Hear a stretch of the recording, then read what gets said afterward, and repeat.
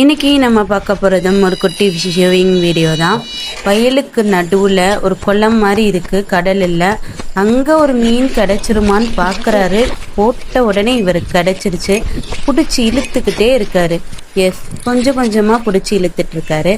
அதுக்கிடையில் ஒரு கேம் பார்க்கலாமா?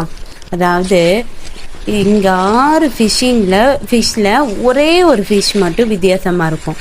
அது என்னதுன்றதை கண்டுபிடிச்சு கமெண்ட்ஸில் சொன்னோன்னா அடுத்த வீடியோவில் அவங்க நேமை ஆட் பண்ணிடலாம். ஓகேவா? அது ஈஸியாக சில பேரால் கண்டுபிடிச்சிட முடியும், சில பேரால் லேட் ஆகும். அவருக்கு ஃபிஷ் கிடச்சிருச்சுங்க. எஸ், வெளியே வரைக்கும் வந்துட்டார். தண்ணி இல்லாத இடத்துக்கு இழுத்துட்டு வரணும்னு இழுத்துட்டு வந்திருக்காரு. ரொம்ப பெரிய மீன் தான்.